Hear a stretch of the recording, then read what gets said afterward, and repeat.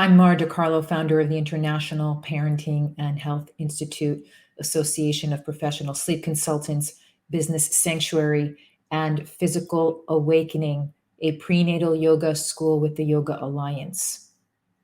Today, I'm going to share with you why at the International Parenting and Health Institute we follow a holistic, team-based approach when it comes to child sleep. Why we begin education of child sleep during pregnancy. Why we begin evaluating the parent's physical and mental health as well as lifestyle when they come to us with their child sleep challenges. Why I was the first to introduce birth trauma, epigenetics, and so much more to our programs back in 2012, and why I'm incredibly passionate about getting to the root cause and following this team-based approach. I'm going to share with all of you one of the many incredible experts that we share within our program. This one expert is someone that has changed my life and is a wealth of resource on many levels. His name is Dr. Gabor Mate. And he recently was on Joe Rogan, and I came across this particular interview with him. And I thought it summarized all that our organization has shared and that we have passed on, summarizes it very well. So I'm going to play 3 parts for you. Infants can't help but absorb the stress of their parents. Right. They can't help it. What does an infant do? Could I have escaped or fought back? Could you have? All we could do is tune out. Yes. But when is this tuning out happening? When our brain is being developed. Right. And our brain, this is the part that nobody taught me in medical school, but it turns out that brain science now teaches us that the human brain develops under the impact of the environment. So the most salient feature of the environment that shapes the circuits of the human brain is actually the relationship with the parents. And if the parents are present and emotionally attuned and available, child brains develop properly. But the parents are stressed, the child absorbs the stress. Okay, so if the parents are stressed, the child absorbs the stress. We expect our children to fall asleep, to sleep train them, force them to sleep. How can we force anyone to sleep when we ourselves are stressed? And a number of times, unfortunately, parents are under a lot of stress and they're trying to get their child to sleep, and their child is not responding simply because the parent themselves are not aware that their own energy, that their own stress is affecting their child. What can they do with it? They tune out. And that tuning out thing is programmed into the brain. And then 10 years later or 50 years later, we say, you got this disease. No, you don't. You've got a coping mechanism that's no longer working for you. But it had a function when it first came along. So this whole idea, and by the way, if a family comes to me with their ADHD child, I'll say to them, what you've got here is a very sensitive child. That sensitive child is picking up on all the vibes, energies, and stresses in your family. Want to help this child? Deal with the whole family. Look at the parental relationship. Look at what stress is there in your life. Look at how you react to the child. Look at, do you understand the child's behavior or the emotions that the child is having, or are you just trying to control the child's behaviors? Look at all that. And very often parents will tell me after they've read that book on ADHD, they've totally changed their relationship to their child. The child changes. What a surprise. But you go to most doctors, you got this disease, here's the pill. Exactly. And that's something else that parents often don't know or not aware of. That while doctors have a lot of value, a lot of knowledge, and we certainly want to recognize that, we definitely do not want to undervalue or discredit them in any way. At the same time, we want to be very clear that they only have so much knowledge when it comes to child sleep. They only have about 4 to 6 hours of sleep education in medical school. All right. And most of it is medically based, and it's not even focused on the child unless they go into further training. And yet we have doctors advising parents to let their children cry it out. We also have sleep consultants doing the same thing because they're being taught cookie cutter methods and ways that are focused on behavior. They're not focused on the parent's physical and mental health and lifestyle that is directly linked, as you're hearing, with their child. Diagnoses describe things, and that they can be helpful that way, but they don't explain. And this is why we get to the root of things. It's very easy to diagnose, very easy to assume things. Getting to the root cause is what leads to long-term solutions and improves the relationship and overall well-being of the entire family. So when the parents are stressed, distracted, economically or politically, or because of their own unresolved trauma, or whatever's going on in their lives, and they don't respond to the child's distress, they don't pick up the child when they're crying, they make the child be alone when the child is upset, the child's panic circuits get activated, as they should be, because when the child's panic circuits get activated, they cry for help. Yeah. So it's necessary for survival. A young animal should feel panic when the adult is unavailable. In a rational world, in a sane world, that child will be responded to.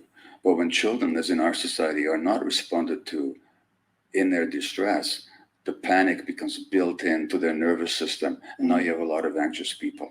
And this is key here, because one of the things we often hear is, oh, we sleep trained our child. We let them cry it out and our children turned out to be just fine.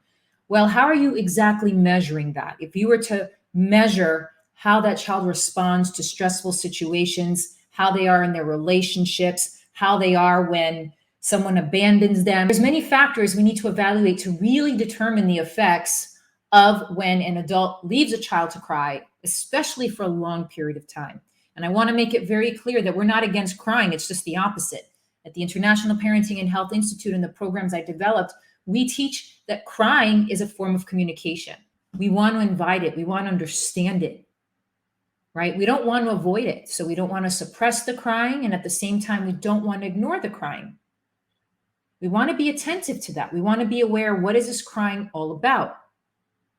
Now, for those of you that are asking, well, does that mean then my child is going to become more dependent on me? Let's hear a little bit more of what Dr. Gabor Mate is going to say. That's why more and more kids are being diagnosed. You're right. It's not a disease. It's a response to the environment. And the thought process of like leaving a child alone when the child's crying, is that to toughen the kid up? Is the thought process that you don't want to encourage this sort of behavior because then they'll do it all the time and then you'll develop an indulgent child? Like, what is the thought process? The thought process is that the child's behavior is the problem. And so we have to fix the behavior by controlling it. Mm-hmm. Now, actually, the opposite is true. Because if you pick up the child when the child has distress, physical or emotional distress, you're teaching the child that the world is safe and they don't have to be anxious about it, and they can just ask for help. And it doesn't entrench kind of crying manipulative behavior. How it works, Dr. Daniel Siegel, who's a psychiatrist at UCLA and a very prolific author and mind researcher, he says in his book, The Developing Mind, that the child uses the mature circuits of the adult brain to regulate its own immature, unregulated circuits. So when the adults show up in a calm, loving way, that the child downloads that into his own nervous system, and then he grows up. He's not going to be an infant forever. At some point, he's going to be a mature adult who knows how to take care of themselves. That's a natural process. We don't have to teach kids to be independent. Independent is nature's agenda, because the parents are going to die. At some point, the mother bear is going to disappear. That bear cub has to be able to look after themselves in a mature, confident way. That's nature's natural agenda. What the mother bear needs to do is to meet the needs of that infant bear, so the infant bear can mature. So if we meet the child's needs, they're going to mature out of that helpless state with a sense of self-regulation and calm confidence in their own capacity. But when you don't pick kids up, what you teach them is that the world is not available, that they're alone, and that they're helpless. We'll talk about a formula for anxiety. This is crucial information. It's so important to raise awareness. And I will be the first one to tell you that we are not about judging parents at all. I've made many mistakes as a parent. Children are resilient. This is not about judging ourselves as parents, like we did something wrong. If you sleep trained your child, you didn't have this information, you did not know or connect the dots. It's not about feeling like you did something wrong. It's about understanding the patterns and things that we were not aware of that now we are. And because we are, we can do something about it. We can empower ourselves. And as a result, we can empower our relationships. We can then support everyone around us by understanding how we all influence one another with how we show up for ourselves. So we're very compassionate and very supportive of parents. If you're still someone that believes in sleep training and you want to use sleep training with your child, we respect and we honor that too. We're just an educational resource that is doing whatever we can within our power and resources to spread the word about all this incredible information that is coming out. And what we do at our organization is we connect the dots. We're not stuck in just the world of sleep. It's because I've been in the world of psychology. I've been in the world of nutrition. I've been in the world of yoga. I've been in a number of different fields that have allowed me to connect all the dots. And as a result, bring in so much information into the world of child sleep. Knowledge is power. What you didn't know is not something to beat yourself up for. But with what you do know now, you can empower yourself. And as I said, I am not the perfect mom by any means, nor will I ever pretend to be. My children know very well that I'm a human being and I make mistakes. But what I do is I show up and I own them and I share what I learn. And as a result, my children get to witness that. And that's what we all can do together. We're not here to be perfect. We're here to grow together. We're here to learn from one another. And that's what I love so much about education. If you're interested in learning more about becoming a holistic pregnancy and child sleep consultant, and you want to support families during pregnancy and postpartum and beyond, or if you are a parent and you are seeking support, we are launching parenting classes in January 2023. We will have a lot of information and resources for all of you. Visit parentinghealthinstitute.com. It takes a village. It takes all of us coming together and showing up for one another, sharing information to support one another, and all of us growing together. My book, Awakening Through Sleep, a transformational and spiritual guide to adult pregnancy and child sleep, is also available on Amazon. Thank you for tuning in. Until next time.